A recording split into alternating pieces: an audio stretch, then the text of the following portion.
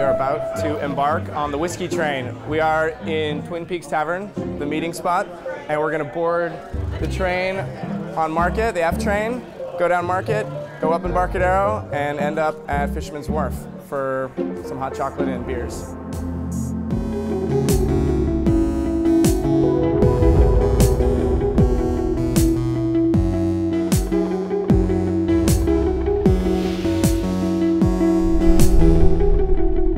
So we were gonna do the open top trolley car, but it rained. So we got a really sweet teal looking closed top. And we're serving whiskey and beer. And the whiskey was made from the beer. So that adds an extra twist. We got the camera on board. Yes! All right. The song is apparently called Trains and Whiskey. My name's Tim Obert, I'm the master brewer. And I'm Clint, the distiller, and we're 7 Stills.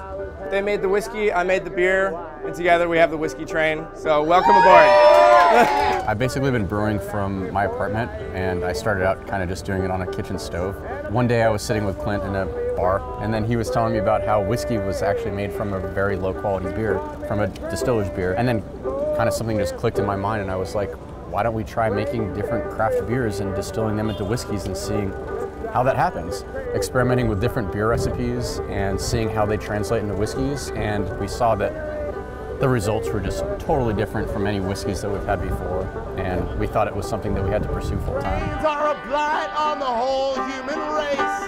I basically go through the same process that any brewer would take to make a beer. I ferment it out in the exact same way. I don't even use distiller's yeast or anything like that. I use the actual yeast that would be involved in making a beer. So we dump that into the still, and basically distilling, you're separating the chemicals in the beer. The target chemical is ethanol, alcohol. It runs out the still, cools back down, and you want to collect that. It's called the Heart's Cut, and then we put it in barrels and we wait.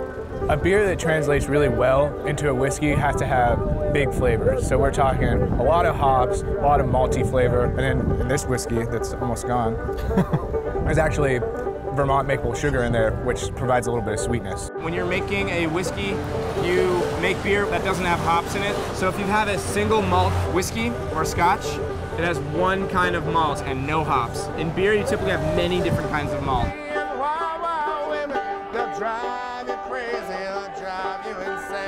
We saw a lot of similarities, so we're like, why don't we just take a beer and make it a whiskey? Like, that is an awesome way to sort of like bring two companies together, try something new, and if it's good, then, you know, perfect.